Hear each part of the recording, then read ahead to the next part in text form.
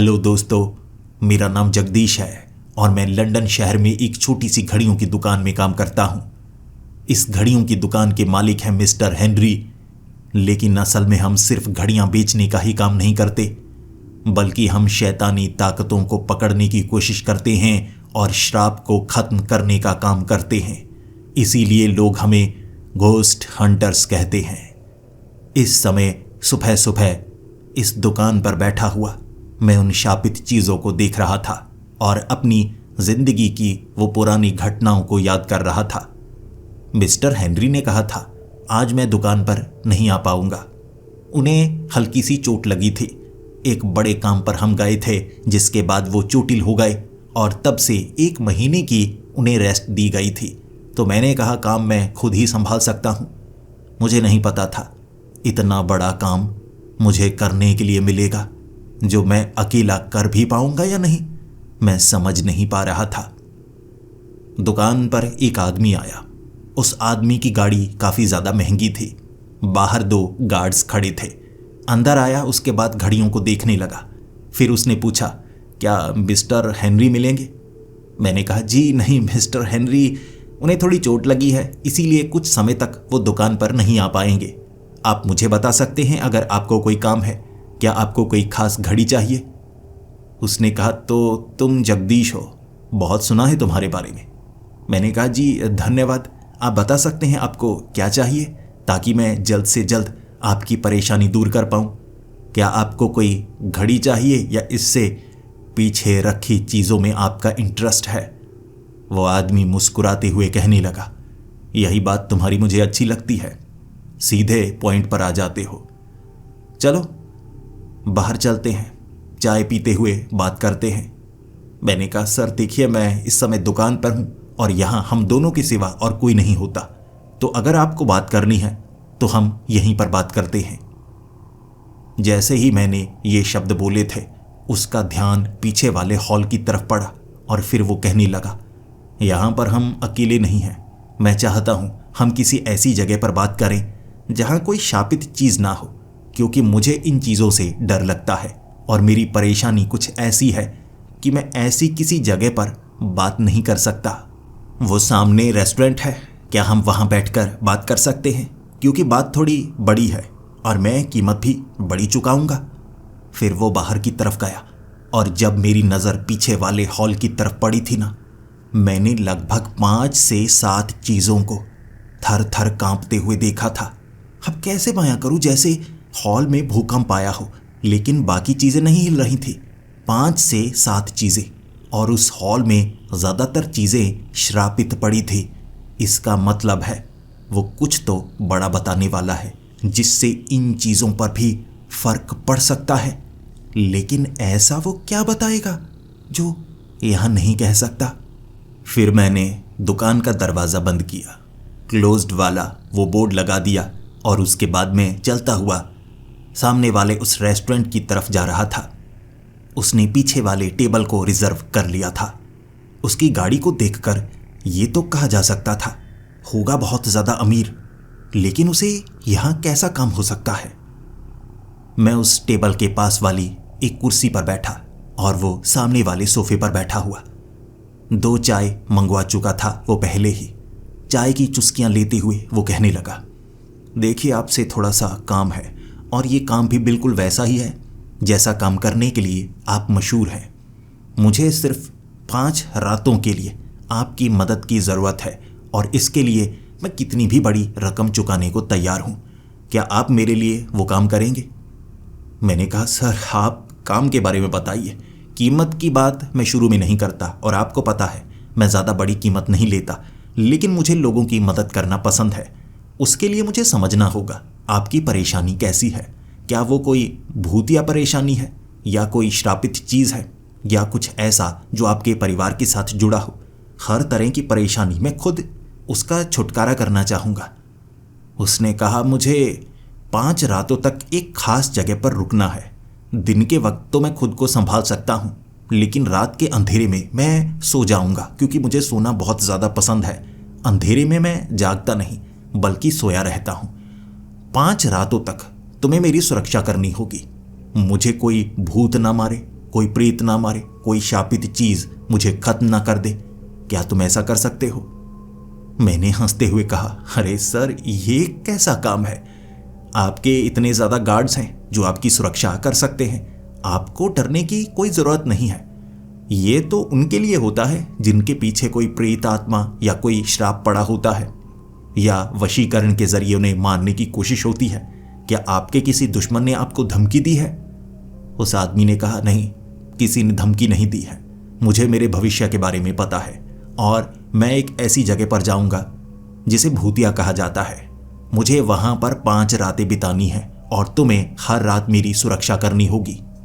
अगर तुम मुझे 5 रातों तक बचाए रखते हो और मेरी मौत नहीं होती, कोई भी ऐसी ताकत मुझे नुकसान नहीं पहुंचाती, तो मैं तुम्हें 1 करोड़ रुपए देने को तैयार हूं। अब तुम बताओ, क्या तुम ये काम करना चाहोगे? उसने कीमत काफी ज्यादा बड़ी बताई थी और काम मुझे बहुत ज्यादा छोटा लग रहा था, इसीलिए ना मैं कर ही नहीं सकता था। मैंने हामी भर दी, लेकिन उस इंसान के चेहरे पर एक अजीब सी मुस्कुराहट थी। ऐसा लग रहा था जैसे वो बहुत कुछ मुझसे छिपा रहा है। हामी मैंने भर दी और उसने एड्रेस बताया कि किस जगह पर वो रुकना चाहता है, कौन सी भूतिया जगह है। शुरू में मुझे लगा ये कोई डेयर करने वाला होगा। किसी अमीर आदमी से इसने शर्त लगाई होगी कि मैं 5 रातों तक इस भूतिया जगह पर रुकूंगा और वहां पर जैसी भी ताकतें हैं मुझे उनका मुकाबला करना होगा। और ऐसी हर जगह पर भूत नहीं होता, कई जगह की झूठी कहानियां सुनाई जाती हैं। तो मैंने उससे पूछा, जगह कौन सी है? उसने कहा, भारत में एक ऐसा मुर्दा घर है जो बहुत बड़ी बिल्डिंग है और किसी समय जब एक महामारी छाई थी तो वहां पर काफी लोग मारे गए थे। उनकी लाशों को वहां रखा गया था। उस जगह को एक बड़ा भूतिया घर कहा जाता है जहां डरावनी डरावनी घटनाएं होती हैं, और मैंने वहां पर एक कमरे का चुनाव किया है। मैं उस कमरे में 5 रातें बिताऊंगा। दिन के वक्त तुम्हें वहां रहने की जरूरत भी नहीं है, या अपना काम तब भी तुम करना चाहते हो कर सकते हो, लेकिन जैसे ही अंधेरा होगा मैं सो जाऊंगा, और मैं जब सोया हुआ होऊंगा तब तुम्हें मेरी सुरक्षा करनी है, मुझे कोई खरोंच तक ना आए। मैंने कहा, सर, तो इसके लिए क्या गार्ड्स भी वहां पर होंगे ताकि थोड़ी मदद हो जाएगी? उसने कहा, नहीं, उस मुर्दा घर में तुम्हारे और मेरे सिवा कोई और नहीं होगा। उसने ये बातें बताई और उसके बाद वहां से चला गया।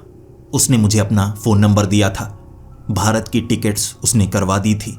फिर मैंने हेनरी से बात की और हेनरी ने कह दिया, काम में कुछ गड़बड़ हो सकती है, वैसे भी हमें कई बार धोखे मिल चुके हैं, तो अपना ध्यान रखना। मैंने कहा, जी, मैं अपना ध्यान रखूंगा और जितनी भी ज़रूरी चीज़ें हैं मैं उन्हें अपने साथ लेकर जाऊंगा। इस तरह 1 हफ्ते बाद मैं भारत पहुंचा था, उस आदमी से मिला और फिर वो गाड़ी खुद ड्राइव करने वाला था, क्योंकि उसने कहा, मैंने इस बारे में किसी को नहीं बताया है। मेरे जितने भी सुरक्षाकर्मी थे मैं उन्हें अपने साथ नहीं रख सकता, ये काम बहुत ज़्यादा ज़रूरी है। मैंने उससे पूछा, क्या आप इसके बारे में कुछ और एक्सप्लेन कर सकते हैं? आपको इसकी क्या ज़रूरत पड़ी है?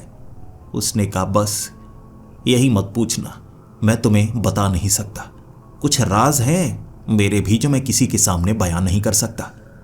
उसने वो गाड़ी ड्राइव की, 1.5 करोड़ की वो गाड़ी थी, और उसे ड्राइव करके वो उस मुर्दा घर तक पहुंचा। मैं हैरान था, किसी ज़माने में ये बड़ा अस्पताल रहा होगा, लेकिन अब आसपास की वो बिल्डिंग्स भी बिल्कुल जर्जर हो चुकी थी और आसपास बहुत ज़्यादा पेड़ लगे हुए।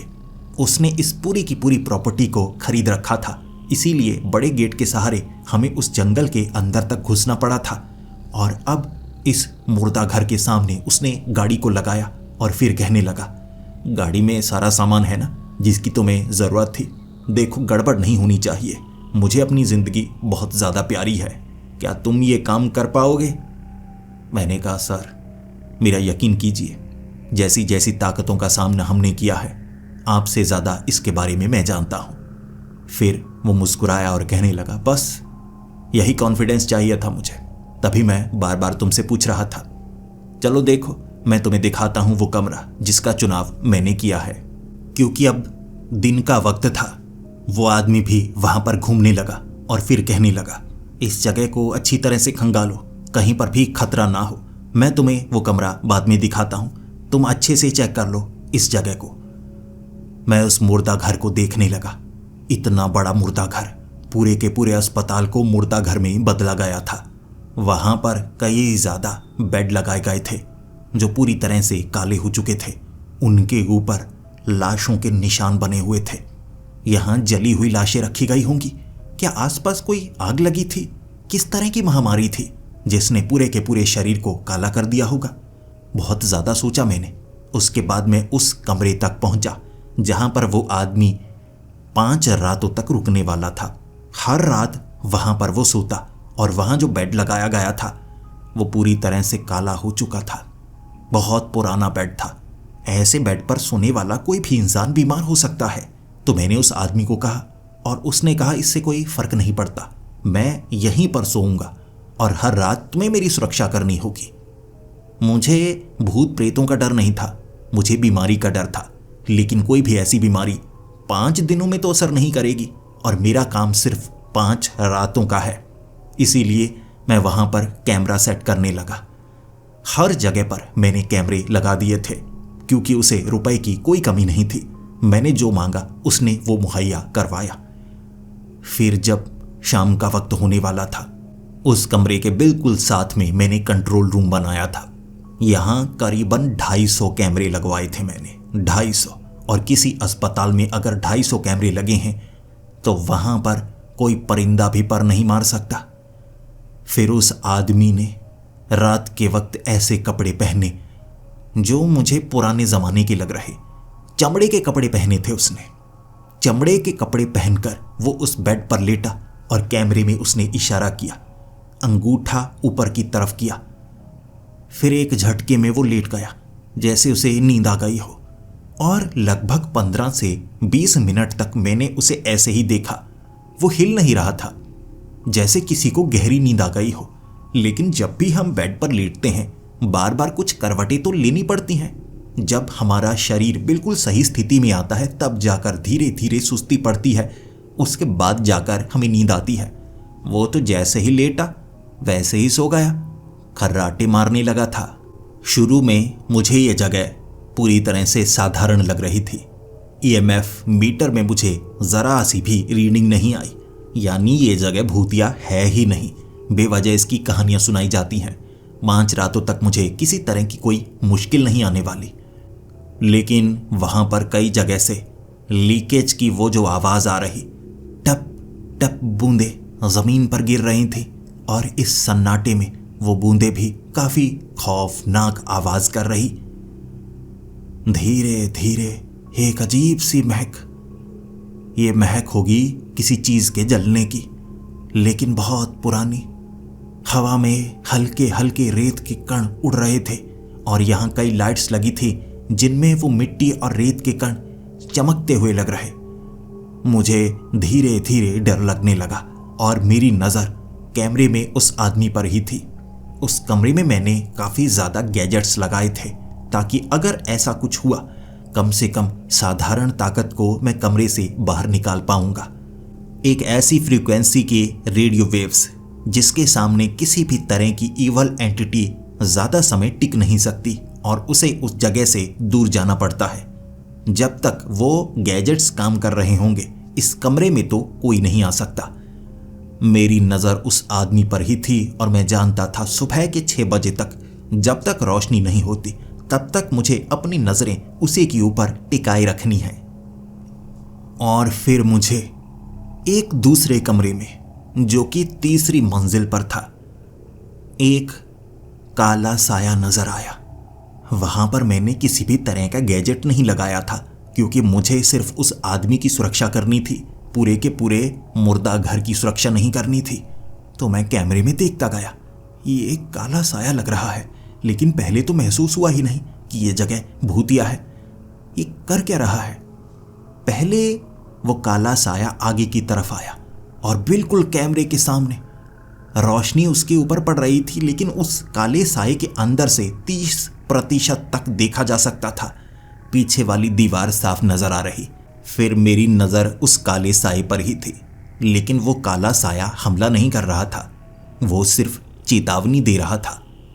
कैमरे के सामने खड़ा अपना हाथ बार बार हिला रहा और फिर धीरे धीरे वो धुंधला होने लगा, जैसे वो काला साया एक धुएं से बना हो और धुआं धीरे धीरे छंट रहा हो। जैसे जैसे वो धुआं छंटता चला गया, मैं उस कमरे से बाहर निकला और उसके बाद मैं उस कमरे में जाना चाहता था जहां पर वो काला साया था। भागकर मैं उस कमरे में पहुंचा। ईएमएफ मीटर मैंने चलाया। ईएमएफ मीटर में हल्की भी रीडिंग नहीं आई, लेकिन अचानक मेरी जेब में जो रिमोट था उसमें रीडिंग आने लगी और ये रिमोट उस कमरे का था जहां वो आदमी सोया हुआ। घबरा गया मैं और जैसे ही मैं कंट्रोल रूम में भागा, उस कमरे में कुछ नहीं था, लेकिन कुछ समय पहले ईएमएफ मशीन में रीडिंग जरूर आई होगी, तभी तो रिमोट में वो बीप का साउंड सुनाई दिया था। मेरा ध्यान उस आदमी पर था। उसे चोट तो नहीं लगी, वो सांस ले रहा था, आराम से सोया हुआ था, उसे किसी तरह की कोई परेशानी नहीं हुई। मैं पसीने से तरबतर हो चुका था। दोबारा मेरा ध्यान जब ऊपर वाले कमरे पर पड़ा, वहां दोबारा काला साया नजर नहीं आया, लेकिन 12 बजे तक मेरी सिट्टी पिट्टी गुल थी। यहां जो हो रहा है वो समझ से बाहर है। कोई जगह भूतिया हो तो ईएमएफ मीटर में हल्की हल्की रीडिंग तो आती रहती है, लेकिन यहां पर ईएमएफ मीटर में रीडिंग आती है फिर चली जाती है, ऐसा कैसे? पहले तो ऐसा कभी महसूस नहीं हुआ। 1 घंटे तक बिल्कुल भी आवाज नहीं हुई। वो जो पानी की बूंदें टपकने की आवाज आ रही थी, वो आवाज भी बंद हो चुकी थी। और रात के वक्त मुझे सोने की आदत है, इसीलिए आंखों में थोड़ी थोड़ी नींद मुझे महसूस हो रही, लेकिन मैं बार बार आंखों में पानी मार रहा था। अपने काम को छोड़ नहीं सकता था मैं। और अचानक इतनी जोरदार आवाज आई, मेरे रोंगटे खड़े हो गए। वो कमरे में कई पेंटिंग्स और कई खाली फ्रेम्स लगे हुए थे। हो सकता है किसी समय उसमें तस्वीरें लगी हों, लेकिन वो कीलों के कारण दीवारों पर टंगी हुई थी। सभी की सभी वॉल हैंगिंग्स नीचे गिरी। वो इस तरह नीचे गिरी कि एक साथ आवाज आई और ये आवाज काफी भारी थी। भागा भागा गया मैं उस कमरे में। वो आदमी अब भी उठा नहीं था। मैंने हार्ट बीट चेक की, हार्ट बीट भी काफी धीमी थी। इस भारी आवाज से भी उसकी नींद नहीं खुली थी, लेकिन ये आवाज कैसे हुई? कीलों से वॉल हैंगिंग्स को किसी ने तो गिराया होगा। यहां पर तो कोई नहीं है और ईएमएफ मीटर में रीडिंग आई ही नहीं। मैंने ईएमएफ मीटर अच्छे से चेक किया, वो काम कर रहा था। अगर कोई भूतिया ताकत ने ये किया ही नहीं, तो ये सभी हैंगिंग्स अपने आप नीचे कैसे गिर गई? कुछ तो ऐसा है यहां पर हो रहा है जो मेरी सोच समझ से परे है। इससे पहले ऐसा तो महसूस नहीं हुआ। तो दोबारा मैं कंट्रोल रूम में आ गया। इंतजार करता रहा और मुझे लग रहा था यहां कुछ ना कुछ जरूर हो सकता है। वॉल हैंगिंग्स का खिसकना, हल्की फुल्की आवाज आना, पूरी रात ये होता रहा और मैं पूरी तरह से चौकन्ना था। हल्की सी आवाज होने पर मैं उस कमरे में चला जाता और सुबह के 6 बजे तक ऐसा ही हुआ। ज्यादा कोई बड़ी घटना नहीं हुई और मुझे भी खुशी हुई। एक रात निकल गई, 4 रातें और शायद बाकी 4 रातों को भी यही सब होगा और इसके लिए मैं पहले से एक तैयारी करके रखूंगा। 6 बजे वो आदमी उठा था और मैंने रात को जो जो हुआ उसे बताया, क्योंकि उसे बताना बहुत ज्यादा जरूरी था। उसकी नींद बिल्कुल भी खराब नहीं हुई, इसीलिए वो बहुत ज्यादा खुश था और उसने कहा, तुमने रात को बहुत अच्छा काम किया। मुझे तो कोई आवाज सुनाई नहीं दी। तुमने ठीक काम किया, डरने की कोई बात नहीं है। वैसे ही वो फ्रेम गिर गए होंगे, वैसे ही तुम्हें धुआं नजर आया होगा, यहाँ कोई काला साया नहीं होगा। अगर हुआ भी तुम ख्याल रख ही लोगे। फिर मैंने उस कमरे की अच्छे से सफाई की, जितने भी फ्रेम वहां पड़े थे उसे बाहर निकाला। मैं नहीं चाहता था उस कमरे में कोई भी ऐसी चीज हो जो रात के वक्त हवा के झोंके के कारण भी गिरे और उससे उस आदमी की नींद खराब हो जाए। सुरक्षा तो करनी है, साथ में मैं ये भी चाहता था कि उसकी नींद ना खराब हो। कुछ ना कुछ तो वो कर रहा है, रात बितानी है उसे, तो मुझे जो काम दिया गया है मैं काम को बड़ी शिद्दत से करूंगा। दिन के वक्त मैंने पूरी तैयारी की और जैसे ही रात होने वाली थी, वो आदमी उस कमरे में गया और उस बेड पर लेट चुका था। और जैसे ही वो उस बेड पर लेटा, अचानक ही उसे नींद आ गई, बिल्कुल कल की तरह। नींद बड़ी अच्छी आती है उसे, जरा भी करवट नहीं लेता और पूरी की पूरी रात वो इसी तरह ऊपर की तरफ मुंह करके सोता है, करवट लेता ही नहीं पूरी रात। दिल की धड़कन भी उसकी बहुत ज्यादा कम हो जाती है, नींद उसे अच्छी आती है। लगभग 9 बजे तक बिल्कुल भी हरकत नहीं हुई। उस कमरे से मैंने फ्रेम बाहर निकाल दिए थे, जिसका मुझे फायदा हुआ। अब टप टप की आवाज जिस तरफ से आ रही थी दिन के वक्त, मैंने वहां पर भी टेप लगा दी थी। अब किसी भी तरह की कोई आवाज मुझे परेशान करने वाली नहीं थी। लेकिन इस रात कुछ अलग होगा मुझे उम्मीद नहीं थी। सबसे पहले तो उस कमरे के ईएमएफ मीटर में रीडिंग अपने आप आने लगी, यानी कोई ना कोई भूतिया ताकत उस कमरे में थी। तो मैंने गैजेट्स को चला दिया। हाई फ्रीक्वेंसी के कारण कोई भी ताकत हो, उसे उस कमरे से बाहर निकलना ही होगा। लेकिन वो गैजेट्स काम करना बंद कर चुके थे अपने आप ही, जैसे शॉर्ट सर्किट हुआ और सारे के सारे गैजेट्स धुआं छोड़ने लगे। उस कमरे में हल्का हल्का धुआं हो चुका था और मैं नहीं चाहता था किसी भी जहरीली गैस के बढ़ने के कारण उस आदमी की नींद में खलल पड़े, या ऐसा ना हो धुआं ज़्यादा हो और उसे सांस लेने में परेशानी हो, कोई बुरी ताकत ना मारे, मैं ही उसे मार डालूं। ऐसा नहीं होना चाहिए। तो उन गैजेट्स को मैंने वहां से बाहर निकाला और अब खतरा थोड़ा बढ़ चुका था। मैं गैजेट्स का सहारा नहीं ले सकता था। अब मैं कंट्रोल रूम में आ चुका था और मेरी नजर उस आदमी पर टिकी हुई। फिर मैंने एक अजीब चीज देखी। मेरा ध्यान तो फर्श पर था, लेकिन छत की तरफ नजर पड़ी ही नहीं। कुछ था जो छत से नीचे की तरफ लटक रहा था। मैंने जैसे ही उस तरफ देखा, कैमरा थोड़ा सा ऊपर की तरफ किया। कोई था जो खड़ा था छत पर, उल्टा, पैर छत से जुड़े हुए, सर नीचे की तरफ लटका हुआ। वो मुस्कुरा रहा था। बड़ा भयानक दिख रहा, और इस बार वो कोई काला साया नहीं था, कोई खौफनाक सी चीज थी। मैं भागा उस कमरे की तरफ। जब मैं कमरे में पहुंचा, ईएमएफ मीटर मेरे हाथ में था, रीडिंग बिल्कुल नहीं आ रही थी और मैं हैरान हो गया। वहां पर मुझे कोई नजर नहीं आया, ना रीडिंग आ रही थी। मैंने सोचा अब मैं क्या करूं। फिर मैं वापस आ गया। अब कंट्रोल रूम में सीसीटीवी में भी कोई नजर नहीं आ रहा था। मैंने पीछे की रिकॉर्डिंग चेक करनी चाहिए, आखिर वो चीज क्या थी। मैं तो हड़बड़ी में उस कमरे की तरफ भागा था। मैंने रिकॉर्डिंग चेक की, रिकॉर्डिंग में कुछ नहीं था। वहां पर उस कमरे में कोई था ही नहीं।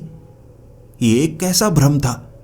मुझे सीसीटीवी कैमरे में वो नजर आया, लेकिन अब रिकॉर्डिंग में कुछ नहीं है। ये चल क्या रहा है इस जगह पर। फिर मैंने अपना सर खुजाया और फिर से कंट्रोल रूम में बैठे बैठे नजरें टिका ली उस आदमी की तरफ। कुछ देर तक तो कुछ नहीं हुआ, लेकिन इस बार उसके बेड के पीछे से वही चीज उठी थी। क्या था वो? लाल रंग का शैतान सा नजर आ रहा। वो मुस्कुराने लगा था और वो उस आदमी के इतना करीब था, इतना करीब था कि उसे चोट पहुंचा सकता था। मैं जैसे ही भागकर उस कमरे में गया, ईएमएफ मीटर को मैंने ऑन किया। रीडिंग नहीं आ रही थी और वहां पर कोई मौजूद भी नहीं था। जिसके बाद मैंने वो श्रापित पत्थर 4 कोनों में रख दिए, ताकि कोई भी ताकत अब यहां पर अगर मौजूद हो तो वो उन पत्थरों के करीब रहे। मेरे पास ऐसा बहुत कुछ था, लेकिन एक बार समझ में तो आए सामने चीज क्या है, उसी हिसाब से तुम निवारण करना होगा ना। मैं दोबारा कंट्रोल रूम में था। मैंने रिकॉर्डिंग्स चेक की और रिकॉर्डिंग्स में कुछ नहीं था। ऐसा लग रहा कि सीसीटीवी कैमरे में नंगी आंखों से ही ये चीजें नजर आ रही हैं, लेकिन रिकॉर्डिंग में कुछ नहीं आता, और ऐसा इससे पहले मैंने कभी देखा ही नहीं था। तो घबराहट बढ़ती जा रही थी। फिर से उस कमरे में वो चीज मुझे नजर आई, लेकिन इस बार वो चीज उस आदमी की तरफ नहीं बढ़ रही थी, बल्कि वो चीज कैमरे के सामने आई और हंसने लगी। बड़ी भयानक मुस्कुराहट, जैसे कोई चेतावनी दे रहा हो कि अब वो अपना काम करने वाला है। मैं भागा उस कमरे की तरफ। उस कमरे में उस बेड के पास बैठ गया। ईएमएफ मीटर में कुछ नहीं आ रहा था, पत्थर वहीं पर थे, लेकिन वो पत्थरों के होने के बावजूद भी वो ताकत वहीं पर थी जो नजर आई, लेकिन अब मौजूद नहीं है। उसके बाद मैं वहां से हिलना तक नहीं चाहता था। मैं एक दीवार के पास बैठ चुका था। नजर मेरी उस आदमी पर टिकी हुई थी। मैं अपना काम पूरा करना चाहता था। कुछ घंटे तक बिल्कुल भी कुछ नहीं हुआ। मैं आसपास देखता रहा, जैसे सीसीटीवी कैमरे में वो ताकत ने मेरी आंखों की तरफ देखा था, जैसे वो ताकत कैमरे के अंदर से, स्क्रीन से मुझे देख सकती थी। ऐसा दिखावा किया था उसने। मैं पूरी रात बैठा रहा। जब सुबह के वक्त वो आदमी उठा था तो उसने मुझसे पूछा था, कोई परेशानी तो नहीं हुई? मैंने उसे साफ साफ बता दिया। एक अजीब सी ताकत थी, लाल रंग की। मैं आपको सच बताना चाहता हूं, मैंने उस ताकत को अपनी जिंदगी में पहले कभी नहीं देखा। यहां पर जो भी हो रहा है मेरी समझ से बाहर है, लेकिन 2 रातों तक मैंने आपकी नींद में खलल नहीं पड़ने दिया और आपको चोट पहुंचने नहीं दी। लेकिन वो आपके इतने करीब था, आपको चोट पहुंचा सकता था। जानता हूं मेरे गैजेट्स काम नहीं किए और इसमें मेरी गलती है। वो आदमी कहने लगा, कोई बात नहीं, ऐसे छोटी मोटी घटनाएं तो होती रहती हैं। मैं रात अच्छे से बिता पाया, तुमने मेरी सुरक्षा की, मुझे बिल्कुल भी चोट नहीं पहुंची। यानी तुमने अपना काम सही से किया। बाकी तुम देखो, तुम्हें ये काम कैसे ज़्यादा अच्छा लगता है। मेरे लिए तो सब कुछ ठीक है। फिर वो आदमी उस कमरे से बाहर गया और दिन के वक्त वो रहता तो यहीं पर था, लेकिन इस मुर्दा घर में वो करता क्या था मुझे नहीं पता। और सवाल का वो जवाब भी नहीं देता कि उसे यहाँ पर 5 रातों तक क्यों रहना है। क्या उसने किसी से शर्त लगाई है या कोई और काम है? वो बताता नहीं था। और उसके बाद जैसे ही मैं जिस जगह बैठा था वहाँ से उठा, मुझे लगा था मेरे कपड़े थोड़े गंदे हो चुके होंगे, क्योंकि यहाँ दीवारों पर बहुत ज़्यादा सीलन आई हुई थी, काफ़ी ज़्यादा निशान बने हुए थे। मैंने अपनी पीठ को झाड़ा और फिर दीवार की तरफ देखा। दीवार में सीलन से एक आकार बना हुआ था, सफ़ेद काला सा, बिल्कुल वैसा जैसा रात के वक्त मुझे नजर आया। उसकी एक आकृति बनी थी। मैंने जल्दी से उस आकृति को साफ कर दिया। रीडिंग में कुछ नहीं आ रहा, यानी यहां पर किसी भी तरह की कोई भूतिया ताकत नहीं है। उसके बावजूद भी ऐसी घटनाएं इस कमरे में हुई। मुझे लगता है ये काम में आगे परेशानी हो सकती है। दूसरी रात जो हुआ, पहली रात तो बिल्कुल अलग हुआ था और ऐसा किसी भूतिया जगह पर नहीं होता। ऐसा तब होता है जब आप किसी शापित जगह पर जाएं, या ऐसी जगह जैसे हमारा दुकान का हॉल, जहां पर बहुत ज़्यादा शापित चीज़ें पड़ी हैं। हर बार आपको अलग शापित चीज़ से कुछ ना कुछ महसूस होगा, जैसा मुझे वहां काम करते वक्त हुआ। लेकिन यहाँ ऐसा कुछ है? वो आदमी जवाब भी नहीं देता। अगली रात मैं फिर से तैयार था। ये तीसरी रात थी और मुझे नहीं पता था तीसरी रात में मुझे क्या देखने को मिलेगा। मेरा पूरा ध्यान तो उस आदमी पर था। तीसरी रात भी बिल्कुल वैसे ही वो बेड पर लेटा और उसके बाद सो चुका था, बिल्कुल नहीं हिल रहा था। लेकिन मुझे गलियारे में एक परछाई नजर आई। मैंने स्क्रीन पर वो फुटेज ध्यान से देखी। वहां परछाई बन रही थी। एक कमरे के अंदर की फुटेज में कुछ नहीं था, लेकिन उस कमरे के बाहर वाले गलियारे में यह साफ था कि अंदर कुछ है, जिससे बाहर परछाई बन रही है। दोनों की दोनों फुटेज मेरी समझ में नहीं आ रही, तो मुझे लगा मैं वहां जाकर देख कर आता हूं। लेकिन मुझे इस चीज का भी ध्यान रखना है, मैं वहां जाऊं और यहां पर उस आदमी पर कोई खतरा न मंडराने लगे। तो मैं जल्दी से भागकर तीसरी मंजिल के उस गलियारे में पहुंचा और वहां जो परछाई बन रही थी वो एक आदमी की बन रही। देखने में मुझे ऐसा नहीं लगा कि वो कोई प्रेतात्मा है या कोई भूत है। वो एक साधारण आदमी लग रहा था, जो उस गलियारे में दरवाजे के बिल्कुल बीच में खड़ा। इसीलिए ना तो कमरे में कुछ नजर आ रहा था, ना गलियारे में कुछ नजर आ रहा, बस गलियारे में परछाई बन रही, दरवाजे के बिल्कुल बीच में खड़ा। जैसे ही मेरी तरफ वो देखने लगा, मैं भी घबराया। फिर उसके करीब पहुंचा और मैंने उससे सीधा सीधा सवाल पूछा, कौन हो तुम? यहां क्या कर रहे हो? और मेरी बात सुनने के बाद उसने मेरी नज़रों से नज़रें मिलाई और फिर कहने लगा, तुम कौन हो? मैं तो यहीं रहता हूं। मैंने ईएमएफ मीटर निकालना चाहा, लेकिन उसने 2 कदम आगे बढ़ा दिए तो मैं घबराया। पहले उससे निपटूं। बाकी कमरों के दरवाजे भी खुले। कई आदमी उस गलियारे में आ चुके थे। करीबन 10 लोग होंगे। आगे भी वो लोग, पीछे भी वो लोग। यानी ये छिपे हुए लोग तो नहीं हो सकते, ये प्रेत आत्माएं हो सकती हैं। इसीलिए मैंने वो गैजेट चलाया जिससे फ्रीक्वेंसी निकली, लेकिन उन पर कोई असर नहीं हो रहा था और ना ही वो धुंधले थे। उनका एक शरीर था, लेकिन कुछ ऐसे जिनके चेहरे बयां कर रहे कि वो जिंदा लाशें थी। जिंदा लाशें यानी कि एक इंसान जब मर जाए उसका शरीर लाश बन जाता है, उससे आत्मा निकल जाती है। लेकिन अगर कोई शैतानी आत्मा दोबारा उस शरीर में आ जाए तो उसे जिंदा लाश कहा जाता है। होता तो वो मुर्दा ही है।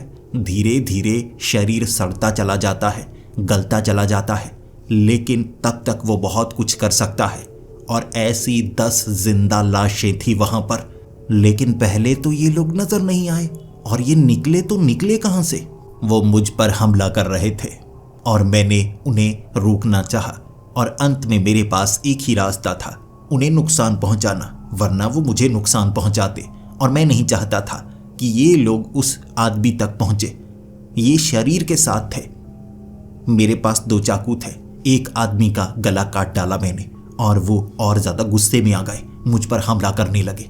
एक खिड़की को तोड़कर वहां एक पाइप के सहारे मैं नीचे तक उतरा। वो गलियारे से, सीढ़ियों से सीधे भागे भागे नीचे आ रहे, और तब तक मैंने वो बड़ा हथियार भी अपने हाथ में ले लिया था। ये एक अलग गैजेट था जिसका इस्तेमाल मिस्टर हेनरी किया करते थे। इस ग्लव्स को पहनने के बाद आप किसी भी ऐसी शैतानी चीज को मुक्का मारेंगे तो वार बड़ा दमदार होता था। उनसे लड़ने में परेशानी हो रही थी क्योंकि वो सीधे सीधे उस कमरे तक जाना चाहते थे और रास्ते में मैं था। और मुझे इस बात का ध्यान भी रखना था कि उस कमरे से कोई उठकर ना खड़ा हो जाए जो सीधे उस आदमी को मार डाले। मैंने उस दरवाजे को आधा खोला हुआ और अंदर बार बार उस आदमी की तरफ झांक रहा। वो सो रहा था। इतनी ज्यादा आवाज हो रही उसके बावजूद वो सो रहा था। अब बचे हुए 9 लोगों से मैंने लड़ना शुरू कर दिया। कई को मैंने काटा तो कई को जख्मी किया, लेकिन उन्हें दर्द होता ही नहीं था। चाहे उनकी बाजू को उखाड़ दो, चाहे उनकी टांगों को धड़ से अलग कर दो, वो रुकते ही नहीं। वो सीधे उस कमरे तक जाना चाहते थे। फिर मुझे लगा अगर मैं उनके सर धड़ से अलग कर दूंगा तो उनका शरीर काम नहीं करेगा। मैंने उन सरों को धड़ से अलग कर दिया। ये एक तलवार से मैंने किया था। और फिर मुझे अपनी गलती का एहसास हुआ। वो धड़ बिना सर के भी काम कर रहे, इसीलिए मुझे उन धड़ों को भी काटना पड़ा। 2 घंटे लग चुके थे और मैं थक चुका था। उसके बाद जितनी भी वो लाशें थी वो हिल रहीं, लेकिन कई हिस्सों में कटी हुई। तो मैंने उन हिस्सों को उठाकर एक कमरे में फेंक दिया और फिर लगा दिया दरवाज़ा। दोबारा मैं उस कमरे में आया था उस आदमी को देखने के लिए, कहीं कोई परेशानी तो नहीं। लेकिन परेशानी उस कमरे में नहीं, बल्कि वो कमरे में थी जहां मैंने उन लाशों को काट कर फेंका था। मैं नहीं जानता था कटी हुई लाशें जुड़ भी सकती हैं, और ऐसे जुड़ सकती हैं। मैंने सभी लाशों को छोटे छोटे हिस्सों में वहां पर फेंका था। सोच सकते हैं 10 लोग होंगे। अब 10 लोगों के सरों को अलग किया, बाजुओं को अलग किया, टांगों को अलग किया, और धड़ के भी कई टुकड़े कर दिए थे मैंने। और उसके बाद वो सब कुछ जुड़ने लगा। बाजुएं जुड़ी, टांगें जुड़ी, और टेढ़ी मेढ़ी जुड़ चुकी थी।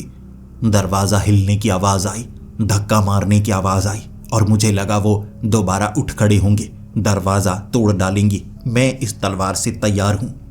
लेकिन वो 10 लोग बाहर नहीं निकले, बल्कि एक अजीब सा जीव बाहर निकला। 10 कटे हुए हिस्सों से जुड़कर बना एक अजीब, इसे जिंदा लाश कहेंगे या जुड़ा हुआ जीव।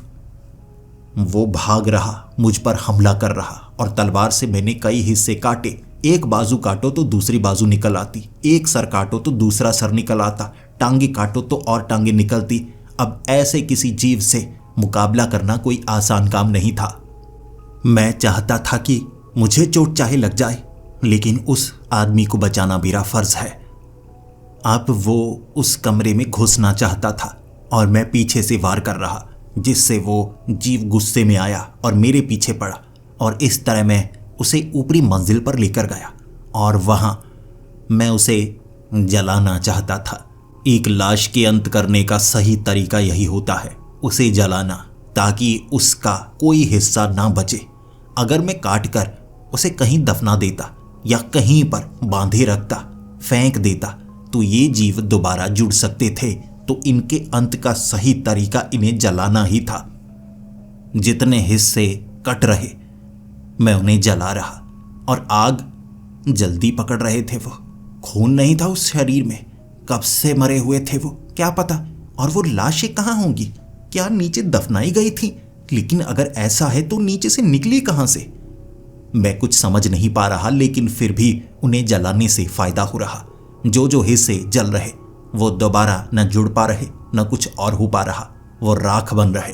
और इस तरह धीरे धीरे मैं जख्मी जरूर हुआ, लेकिन उस पूरे शरीर को मैंने जला दिया। और इतने में सुबह का वक्त हो चुका था। वो आदमी जब उठा, मैं उसके कमरे के बाहर नहीं था, बल्कि मैं सीढ़ियों के पास लेटा हुआ। उठने की हिम्मत नहीं थी मेरे पास। वो मेरे पास आया और कहने लगा, काम तुमने अच्छा किया। मैं जान नहीं सकता कि रात के वक्त क्या हुआ, लेकिन तुम्हारी हालत देखकर इतना बता सकता हूं, जो भी हुआ मुकाबला भयानक रहा होगा। तुमने तीसरी रात का काम भी पूरा किया। बस इतना कहकर वो सीढ़ियां चढ़कर ऊपर जाने लगा और मुझे बहुत ज्यादा बुरा लग रहा था। उसे कोई फर्क पड़ा ही ना हो। मेरी हालत देखकर उसे डर जाना चाहिए था कि अब मैं उसे बचा पाया। चौथी रात पता नहीं क्या देखने को मिलेगा, लेकिन उसमें डर बिल्कुल नहीं था। और रात तक मैंने खुद को संभाला और उस रात उस आदमी पर ज्यादा ध्यान दिया मैंने। गलियारों को मैंने बंद कर दिया था, दरवाजे अच्छे से बंद कर दिए थे, भारी अलमारी, ड्रॉर वगैरह सब कुछ आगे लगा दिया। मैं कंट्रोल रूम से अब बस उस कमरे को बचाना चाहता था। बाकी जगह क्या होता है मुझे उससे कोई फर्क नहीं पड़ना चाहिए। और मैंने अब बड़े हथियार अपने पास रखे थे। अगर ऐसे मुर्दे दोबारा उठते हैं तो मैं उन्हें मौत के घाट उतार दूंगा। चौथी रात जो उठा था वो उस कमरे से उठा। लाल रंग का सींग थे उसके, सींग पर आग लगी हुई। और ऐसा दृश्य मैंने सिर्फ तस्वीरों में देखा था। शैतान दिखाया जाता है ऐसे शैतान, लेकिन वो पूरी तरह से जैसे शैतान नहीं था। मैं उसके शरीर पर वार करता तो उसके घाव भर जाते। मैं उसे जलाने की कोशिश करता, लेकिन आग से उसे फायदा हो रहा था। वो पहले मुझे मिटाना चाहता था। वो उस आदमी को छू तक नहीं रहा, बल्कि मेरी तरफ देखकर हंस रहा, जैसे वो जानता हो कि जब वो मुझे खत्म कर देगा तब बारी उसकी आएगी। लेकिन मैं उसे रोकने का तरीका भी ढूंढ निकाल चुका था। लेकिन मैंने उसे रोकने का तरीका भी ढूंढ निकाला था। मैं उससे लड़ता रहा और उसके बाद मैं एक अलमारी को खिसकाकर उसे कंट्रोल रूम में लेकर गया, जहां गैजेट्स भरे पड़े थे। और मैंने तब ईएमएफ मीटर से ये देखा, उसकी रीडिंग भूत प्रेत या शैतान वाली थी ही नहीं। वो एक ऐसा भ्रम था जो मेरी आंखों के सामने मौजूद चीज़ों को बदल सकता था, कमरे बदल सकता था। लेकिन मेरे गैजेट्स काम कर रहे। मैंने उसे रोका। उसे मारना असंभव था, लेकिन कहीं और भेजना काफ़ी आसान। मेरे पास वो आईना था दूसरी दुनिया का। मैंने उस आईने का इस्तेमाल किया और जब वो मुझ पर हमला करने वाला था, मैंने आईने के ज़रिए उसे दूसरी दुनिया में भेज दिया और आईने को ढक दिया। काफ़ी लंबा समय होगा जब वो वहाँ से यहाँ आ पाएगा और ये काम तब तक खत्म हो चुका होगा। वो रात इसके बाद बिल्कुल साधारण रही। वो जीव को पता भी नहीं होगा कि मेरे पास ये तरीका था। 4 रातें खत्म हो चुकी थी। वो आदमी खुश था कि मैं सही सलामत हूं, लेकिन इस बार उसने चेतावनी दी। ये 5वीं रात है, यह सबसे भयानक होने वाली है और आज की रात किसी तरह से निकल जाए, अपना काम पूरा करना। आज मुझे मारने की कोशिश होगी, बस मुझे बचा लेना। उसकी बातों से ये साफ था वो इन सब के बारे में जानता है, लेकिन मुझे बताना नहीं चाहता। और ये कोई साधारण हॉन्टेड हाउस नहीं है या हॉन्टेड मुर्दा घर नहीं है, कुछ और है यहाँ पर। ईएमएफ मीटर में इस जगह को भूतिया कहा ही नहीं जा सकता। ये सब कुछ इस जगह से नहीं जुड़ा, इस आदमी से जुड़ा है जो हो रहा है, और मुझे इसका जवाब चाहिए। लेकिन सिर्फ एक ही रात बची थी, तो मैंने सोचा पहले इसे बचा लूं, फिर इसी से मैं जवाब मांगूंगा। और उसने भी कहा, हाँ, आज की रात निकल जाए तो मैं जवाब दूंगा, हर एक सवाल का जवाब दूंगा। 5वीं रात के लिए मैं तैयार था और मुझे नहीं पता था 5वीं रात क्या देखने को मिलेगा। मैंने कंट्रोल रूम उसी कमरे में बना लिया था, उस बेड के बिल्कुल साथ। वहां पर कई स्क्रीन लगी हुई थी, हर तरफ मैंने कैमरे लगाए हुए थे और उसके बाद बाकी हर एक कमरे में मैं देख रहा, कहीं से भी शुरुआत हो मैं तैयार रहूंगा। और एक कमरे में मुझे अजीब व गरीब परछाई नजर आई। वो परछाई धुएं में बदली। वो धुएं ने पूरे के पूरे कमरे को काला कर दिया और उसके बाद वो धुआं इकट्ठा होने लगा और फिर एक अजीब व गरीब आकार बना। और उसके बाद वो एक गोल आकार था, जैसे कोई गेंद हो, और फिर उसमें हुआ धमाका। और धमाका इतना जोरदार था कि ना सिर्फ वो कमरा हिला बल्कि पूरी की पूरी इमारत हिली थी, जैसे भूकंप का झटका आया हो। और ये जमीन थरथराती हुई देख मैं तो घबरा गया। मेरी नजर जब उस आदमी पर पड़ी, एक बार मैं सोच रहा था, आखिर इसने ऐसा क्या किया है जो ऐसी ताकतें इसके पीछे पड़ी हुई हैं। उस धमाके के बाद दोबारा वो एक गेंद में आ गया और उसके बाद एक शरीर, एक सर, एक धड़, 2 बाजू, 2 टांगे, लेकिन बड़ा अजीबोगरीब रंग बदल रहा था उसका शरीर। लाल, पीला, हरा, सुनहरी, अलग अलग रंग उसके शरीर के, जैसे वो किसी धातु का बना हो। तो कभी सड़ी हुई चमड़ी लग रही थी उसकी, कभी तो ऐसा लगता जैसे पत्तियों का बना हुआ हो। फिर वो गलियारे से चलकर इसी कमरे की तरफ आ रहा और कैमरे में उसने साफ साफ इशारा किया कि मैं आ रहा हूं। मैं गलियारे में खड़ा हो गया और वो मेरे सामने था। सबसे पहले मैंने ही उस पर वार किया, लेकिन जैसे ही मैं उस तलवार को उसकी छाती में गड़ा देना चाहता था, उसने जरा भी मुझे रोकने की कोशिश नहीं की, बल्कि बाजुओं को फैला दिया। फिर वो तलवार उसके सीने में समाई, पूरी की पूरी उसके शरीर के अंदर चली गई और वो धुएं की तरह फैला। और उसके बाद गलियारे के पीछे ये एक भ्रम की तरह था। मैं उसे सही से देख ही नहीं पा रहा कि वो कहां पर है। जहां पर भी मैं वार करता वो कहीं और होता। मेरी आंखें मुझे धोखा दे रही थीं, या वो एक इल्यूजनिस्ट था जो मेरी आंखों के सामने इल्यूजन पैदा कर रहा। कभी मैं दीवार में तलवार मारता तो कभी वो दीवार के पार निकल आता और वहां मुझे दीवारें ही दीवारें नजर आती। मैं उन दीवारों से बाहर निकल नहीं पा रहा और किसी तरह एक दीवार को तोड़कर फिर से मैं गलियारे में। ये जगह तो यहां मौजूद थी ही नहीं, लेकिन वो आदमी भी वहां पर मौजूद नहीं था। क्या चीज थी वो?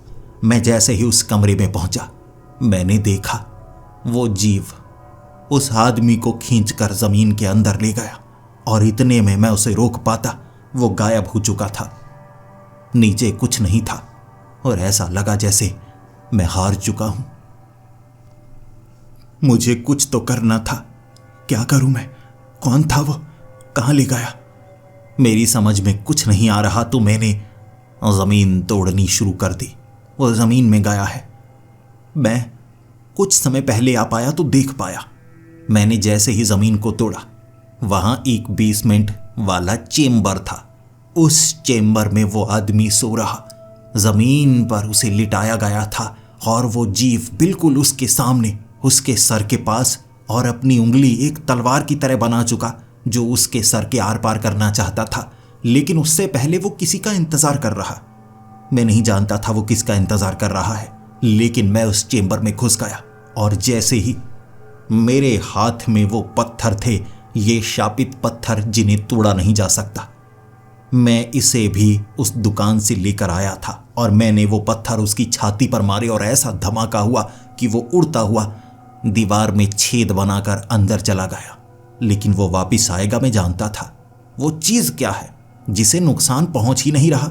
वो ऐसा इल्यूजन पैदा कर रहा है जो सोच समझ से बाहर है। वो उस छेद से बाहर निकला और मैंने पत्थर के वार उस पर कई बार किए। वो बार बार उठता और जरा भी शिकन उसके चेहरे पर नहीं थी और बदलता हुआ रूप। जब वो धातु जैसा होता तो बहुत भारी होता, जब वो पत्तियों जैसा होता तो बिल्कुल सूखी पत्तियों की तरह जलता, लेकिन फिर रूप बदल लेता। लेकिन उसे इस तरह से ज्यादा समय रोक नहीं सकता था, तो मैंने मेरे पास जो भी था उसका इस्तेमाल शुरू कर दिया। मैं उस आईने के जरिए उसे किसी दूसरी दुनिया में भेज चुका था, लेकिन फिर मुझे महसूस हुआ आईने को ढकने के बावजूद भी 1 घंटे के अंदर वो एक और आईना बना चुका था उस आईने के दूसरी तरफ। मुझे पता लगा ही नहीं और वो उस आईने से बाहर आ चुका था। वो उस आदमी को छोड़कर जाना चाहता ही नहीं था। मैंने और भी कई गैजेट, कई श्रापित चीजों का इस्तेमाल किया। वो लाल लालटेन जो हमें एक झटके में किसी और दुनिया में पहुंचा देती, लेकिन वो जीव सफर करके वहां भी आ गया। वो बस उसे खत्म कर देना चाहता था। क्या चीज थी वो? लेकिन समय बीतता गया और मैं जानता था मैं उसे रोक नहीं सकता, लेकिन किसी तरह मैं समय बिता देना चाहता था और ऐसा होता गया। हर बार वो मुझे भ्रम में डालता और मैं भी उसे भ्रम में डालता और तरीका बदल देता जो उसकी भी समझ में नहीं आता। सुबह तक ऐसा ही हुआ और दोबारा हम उसी कमरे में थे और वो जीव मेरी आंखों में आंखें डालकर घूर कर गया था और एक बार उसने मेरे शरीर से आत्मा को बाहर निकाला था। ऐसा अजीब एहसास मैंने कभी नहीं किया था। और उसके बाद वो छत को फाड़ कर आसमान में चला गया। वो कोई बहुत ही ताकतवर चीज थी, लेकिन क्या, जब वो आदमी उठा उसने मुझे गले से लगा लिया और फिर वो कहने लगा, बहुत बहुत शुक्रिया, तुमने मुझे बचा लिया। और फिर मैंने उससे पूछा, मुझे जवाब चाहिए, क्या हो रहा था यहाँ? ये जगह भूतिया है ही नहीं, यहाँ कुछ भी ऐसा नहीं है, बल्कि इस जगह में तुमने जो किया वो चीज तुमसे जुड़ी थी। तुमने ऐसा क्यों करवाया? 5 रातों तक तुम यहां पर क्यों सोए? मुझे जवाब चाहिए। और उसने मुझे साफ साफ जवाब दिया, वो जिंदा था ही नहीं, वो मर चुका था, लेकिन उसके पास भी एक ताकत थी। वो अपनी आत्मा को जगाए रख सकता था, लेकिन उसे एक शरीर चाहिए था और उसे शरीर नहीं मिलता चाहे जो हो जाए।